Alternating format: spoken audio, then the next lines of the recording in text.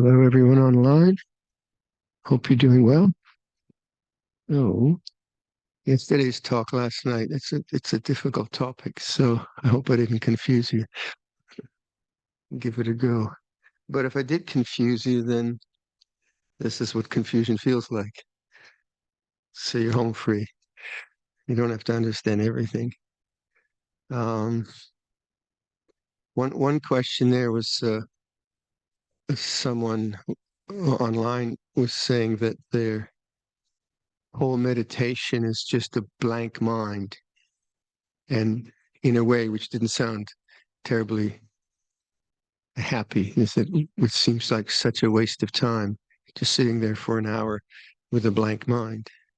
So, there are other ways of developing a spiritual life and developing inner energy and good states of mind.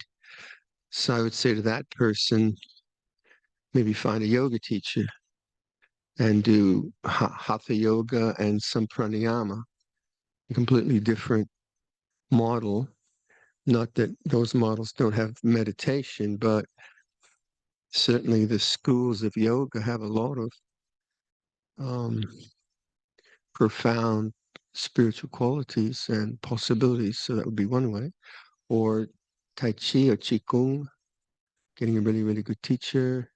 These things usually require quite a lot of commitment and a good teacher. But if one's serious about spiritual life, there are certainly other ways than sitting meditation. And then quite often they become complementary to sitting meditation. So say Luangpor Sucito, um, who's actually in Malaysia. I think he's going to have a stent operation for his heart. I just heard. So he's going to miss some of his appointments. He's been resisting taking statins. The result is now he better take his statins or he's going to die. He wrote us a letter. It was quite humorous. Anyway, Ajahn Sucita teaches Qigong. So say someone like that who teaches a combination. Bhante Rahula, who's an American out of Washington, he teaches Hatha Yoga. So there are other, I don't, but there are other pathways to that question. And then there are two questions. One was when I mentioned that when my early days, very early, when I had a lot of suppressed anger, and Lompo said to me, just swear. I didn't swear for a year. I only had to do it once or twice, and okay, I got the picture. I wasn't going around swearing at all the monks all the time. So the person's question was, how do I employ that? I think he called it cussing meditation. I think it's only you, Joey, that could get that word out. Um, and then another question was the line in the Metta Sutta, um, just as a mother, no, just as a mother loves her only child, that line, and to comment on that. So first of all, the standard, the again, you have always these two levels of talking about Buddhism. You have the social level, and you have the level of inner conscious experience. When you're talking about the social level, you're talking about right action, right speech, right livelihood, and all the other things. So, social justice, social responsibility, familial responsibility. When you're talking about the inner world and the realization of nibbana, and then we use the word of khandhas. So then rather than say, I have this responsibility to go to work and make sure my kids have food on the table or something like that, I observe the activity of the khandhas in going to work. So you're doing both. You're going to work, but you're also aware of your inner world. And to get those two mixed up is disastrous. So when I talked yesterday, a brief way of describing the path could be, don't take your life personally. And that we'd say would be a way of talking about ploy wong or non-attachment. But that's about the inner world. If I were to say that in the social context, don't take your life personally, and someone could kick me in the shin, and I would say that hurt. He said, "Don't take your life personally." Right, it would be absurd. Obviously, it would be absurd. So not to get those two, not to get those two mixed up. So the standards for metta are hugely high. Just as a mother loves her child, her only child, so should one cherish all living beings. It's enormous, unimaginable almost standard. But the reason the standard is there so that we don't buy, I think, we don't justify any kind of anger. Because if I justify anger, then in the stream of consciousness, anger gets embedded, and the sense of me as a person and you as a person, the person I hate or whatever, that blocks liberation. Now, I don't think that, I don't even know what a mother feels for her only child. I mean, such a high, but as a standard, you could see that you can't really be like that, but you can use it to say, well, yeah, I hate this person, but according to that standard, I can't justify it. Everyone else might hate this person, um, or not like them or whatever. And then in the same vein, you have like the Buddha's saying, if someone's torturing you and you're entertaining anger towards them, you don't understand my teaching. Whoa. And so then someone insults me and then I hate him for a week. Okay, so these high standards are simply to get us to take responsibility for aversion and anger, not that we can, not that we have to be saintly people. That would be another kind of bhavatanha. So taking responsibility for all modes of, in this case, aversion, or all modes of fear, or all modes of lust, or all the modes of suffering that we experience is kind of going to the theme of this retreat. Our ultimate desire is the end of desire, because we want to be free of anger, and we want to be free of greed, and we want to be free of fear. So there is a wanting there, a wholesome wanting, and yet anger is a kind of wanting. I don't want you to do that. I don't want you to be that way. I don't want me to be this way. So self-hatred is a kind of coming from a desire. So we have all the teachings around the idea of purification. And so when I talked yesterday about fear, that was one of the major pieces of purification for me, where I had to witness fear and bear with it until it ceased. Luangpor Cha, it was lust. When you read some of the imagery that he had to endure, it was absolutely pornographic. It's just shocking. I've never had such a degree of lustful sanya as Luangpor Cha, and he insisted that that be in his biography. He said, if you don't put that, then you can't publish it. And I thought that was brilliant, because Luangpor Cha was saying, yeah, this is the human suffering that he had, and this is what he really, really had to work on. So we have sometimes very intense kilesa, defilements coming up, sometimes just very ordinary, kind of mundane little complaining or self-doubt. So there's a whole spectrum of intensity that we all experience. And that's personal. But so going back to the question of the swearing and bringing up anger, and then uh, using the high high standards to reflect on one's own aversion. Say, if that's part of my project, is to liberate the mind from all modes of aversion, which doesn't. It's not like saying I like or dislike anything. It's just that hanging on to things. Don't take your life personally, that we get embedded in. So we make that the project. Okay, so this mind has a tendency to uh, be very maybe a lot of self-hatred, a lot of self-judgment, or a lot of annoyance, or a lot of impatience, or we have a whole range of mindsets which are related to not wanting, whatever. So we in the awakening of our mind to these things, we we need to both know them but not indulge in them. So knowing them, I would say, is like taking responsibility, but not feeling guilty about it. So the language I use, it's when anger arises in consciousness for some reason, it's not really my fault because I'm not doing it deliberately. It arises because of the past conditioning of the mind.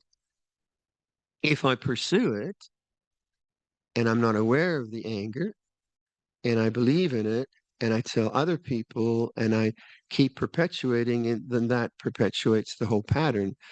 So in that sense, I say, but it is my responsibility. And I find that a kind of good way to navigate the very real kilesas that I and you experience as a human being, and working on it to liberate the heart from them. So that's one thing you have to look at when defilements arise in the mind, be it lust or anger or fear or self-doubt or whatever.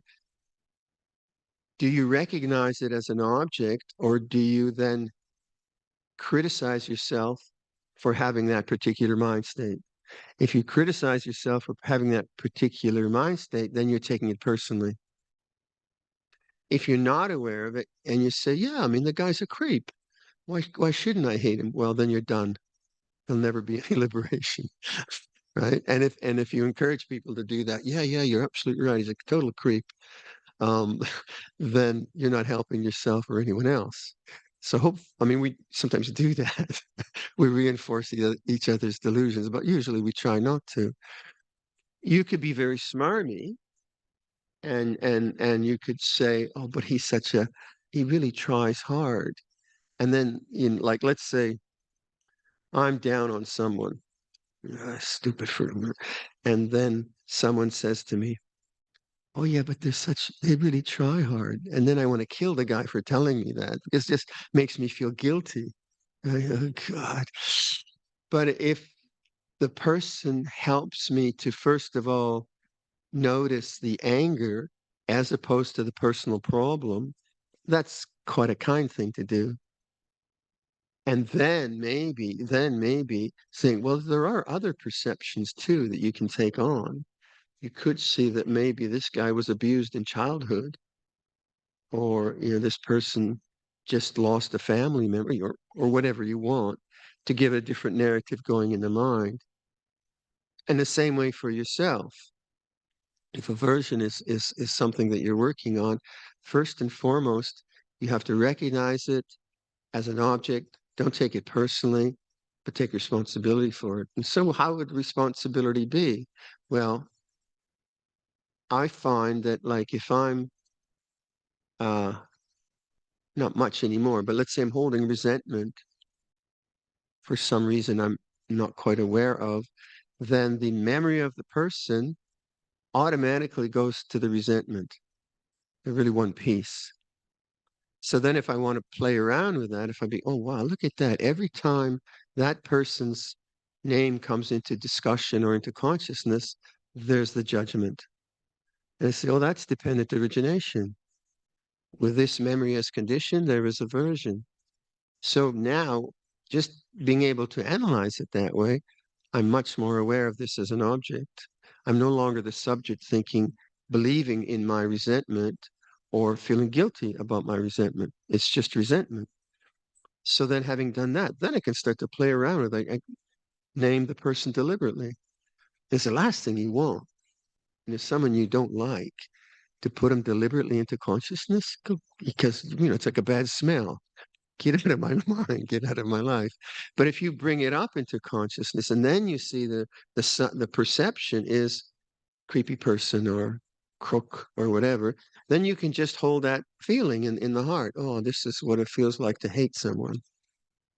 You're not even saying that you have to have a different response. You see the response is quite natural. Then from that, you can change the response. Now you're fully conscious of it. You know it. Oh yeah, with this image as condition, there's automatically this judgment or resentment or so. Like I've never been married, but I've heard people have told me that divorces can be horrific. Um, I have friends in the industry, and so again, it's a kind of like, let's say you're at a function and you had a really bad divorce, or someone had a bad divorce, and then you kind of survived it, and you think, well, it's okay now.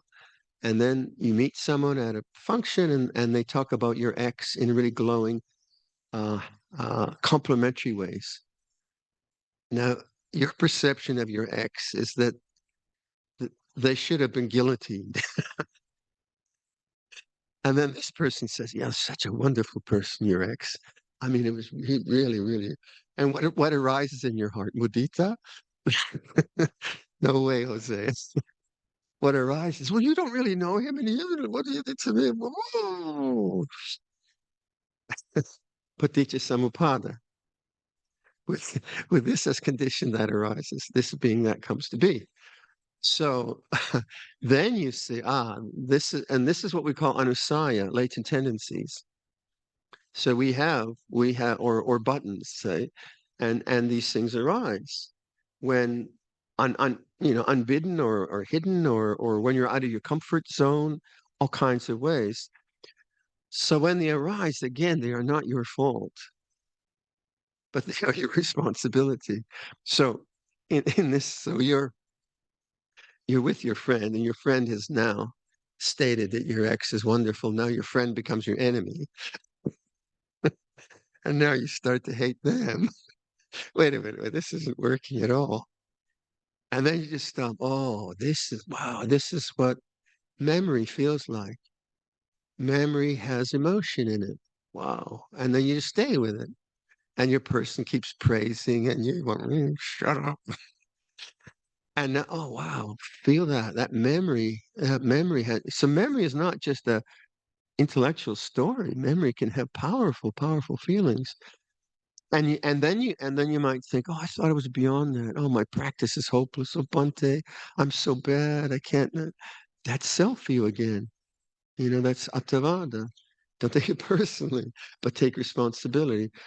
So if you then bear witness to this uprising of, in this case, aversion as an object, and you keep saying, aversion feels like this, the mind will run into the narratives, but bodily feeling, then that latent tendency, that tendency towards anger, not just to this person, but all persons, will begin to diminish because now you're aware of it as a sankhara, and you're the witness. You strengthen witnessing, you diminish the power of the latent tendency of the kilesa. So then you're at another function a year later, and you see the same person who complimented your ex. So you avoid them and you go to the other side of the room and you meet your ex. Okay. And then what arises? Well, you don't know. But whatever arises isn't your ex, it's your memory traces that X has now triggered. But if you have actually witnessed this whole sense of aversion because of very real causes, I'm not saying there's innocence on the X's part, say for rarer causes, still it's historical, and it's something that binds you into samsara. So then you see your ex, say, and then you've had enough training. Maybe you feel the first reaction And you just try to bear witness to that and not create more karma. Because if you, in this interchange with your ex, if you react in some kind of way, you're gonna carry that home, right? So the reaction comes up according to causes and conditions, but now hopefully you witness it in the body and you try to practice right speech because practicing wrong speech is going to have consequences on you, right? And now you have restraint, even though the emotional thing is very strong. You have the restraint, maybe to say nothing and just walk away because it's so difficult, or maybe say, "Oh, that's a lovely. You have a new pair of glasses," or what, whatever you want to say. It depends on the intensity, but you could see how when things get triggered, it is not your fault. But if you can bear witness them, it's not only it's not only your responsibility, it's your opportunity. Because when fear, anger, lust, these kinds of things arise, if you have mindfulness, then it's an opportunity to deliberate the mind from these tendencies towards greed, hatred, delusion. So I think all of us see it like in the beginning, you don't see it that way. In the beginning of practice, you just sort of surviving. And then as you get stronger, and something gets triggered that you've seen many times before, say, okay, great, this is liberation, because now this can go through consciousness. And this is how things, this is another way of talking about nirodha, the cessation of the kilesas, of the defilements. And they don't cease by um, latent tendencies are just the vipaka karma of our conditioned lives and conditioned minds, say. And that's just part of being human. Nothing right or wrong. Now, you might think that you can kind of meditate your way through that. Maybe, maybe you can. But for the most part, my peers and my confreres um, go through upheavals of emotion through various circumstances and have to witness to it. So Luangpor would say, um, like when we were hauling water from the wells, says, don't haul water with your friends, haul water with the guys you hate. Ah, and you can see the point of it. So then I would sometimes haul water with the older men because I was young and I wanted to do everything fast. So the older men frustrated me. So the way we'd hold water, we'd have a bamboo pole, and then we take a beep. Is that right? Can they call it a beep? Beep, and take it out of the well, and then we'd hang it on the bamboo pole. One monk, two monks walk to the kutis, and so on. So I found old monks really frustrated me. But come on, let's go. So then I'd use that to look at frustration and things like that. So in terms of the question of swearing, then on the meditation path, when might you use that? Well, you'd use that when you were trying to repress anger and maybe you're afraid of anger or trying to get rid of it or something like that. But once it's conscious, then you don't really have to do much about it except endure it, uh, and witness it as an aramana, as an aroma. So I know that. I mean, it makes a good story that I walked up and down my meditation path swearing, but I didn't. I didn't do it for 6 months because once I understood the principle, then if ever I was trying to control that mood, then I would just bring up, hey, I bring it up. Oh, okay, there it is. So I'd maybe do it every now and then. But once you know that state of mind, then you just witness it. Now with lust, you don't do that. You don't bring up sexual images if you're dealing with lust. Not a good idea. So you bring up other kind of images. So you bring up images of death or images of asupa kind of things. And why do you do that? Well, to balance out the mind's intoxication with beauty or with lust or whatever, not not from aversion. Sometimes asubha is used as aversion. It's not that. It's more like when there's a lustful impulse in the mind, you want to see it as an object and not be enticed by it. So if you have enough mindfulness to go to, like if you see something like asubha, say, let's say your partner wants to buy a BMW, the best BMW, and the business isn't doing well, right? And now the partner, let's say it's a guy, guys like cars, I think, yeah, just like is just going through all the leaflets. Fabulous car. Look at the size of this motor and look at how fast it can go from 0 to 60. And then a Suba would be saying to the person, do you know how much the garage fees are going to cost for this? Do you realize that if anything breaks, it'll cost you $10,000? That's a Suba. A Suba is looking at the unbeautiful when the mind is intoxicated by the beautiful. So usually we think of Asuba as rotting corpses. Yeah. But what is the principle? The principle is to take your mind out of the intoxication of the beautiful to a more realistic consideration. I have a friend, his son bought a BMW. He, he's totally in love with his BMW. Something just broke. I said, how's the car going? He says, well, it's going to cost me $10,000 to fix this. So all of a sudden, the love affair with the beauty of the car comes down to the reality of things break. So in the same way, we can use a suba to balance. Usually it's about, the lustful mind, but it could be about buying a new handbag or whatever you want. So when the mind isn't infatuated with things, we try to see, well, it's still a sankhara. It's still an object. We can, you can buy things which are beautiful and so on, but you won't find liberation from greed in beautiful things. You'll find beautiful things which become boring after a while or whatever. So then you say, well, what if I die tomorrow? Yeah? Or what if I had a stroke and I couldn't even use this car or whatever it is. So and then that's not just to be negative, it's to balance out the infatuated mind. If someone is very depressed and their mind is now just cycling in self-aversion and doubt, self-aversion and doubt, and you tell them, yeah, you're going to die tomorrow, they might kill themselves. It not might not be a healthy strategy, right?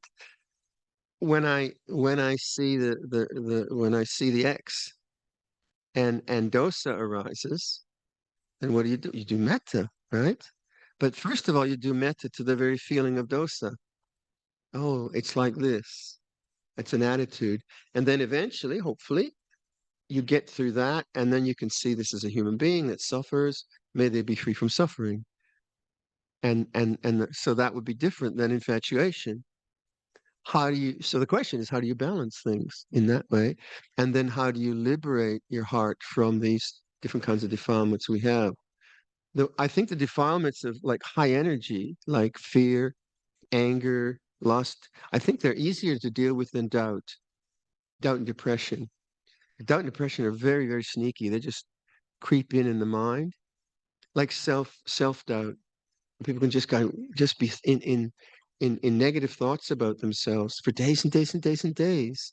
Oh, I'm not really up to it, and oh gosh, I should be different, and oh, I don't know, and should I really do anything? I don't know, and it's got no energy. Whereas anger at least got some energy, it's there. So the thinking mind, when it goes into doubt and then some self-disparagement, is a very, very difficult kilesa to deal with. And then we just do like anapanasati, just kind of strong bodily things or qigong or some just to get out of the thinking mind, to get out of the thinking mind. But there's different ways to balance things out. But So that to that question, um, if anger arises, know it as an object, take responsibility for it. It's okay. Watch it cease, and then don't entertain it. All right. So let's take a break and then do some meditation.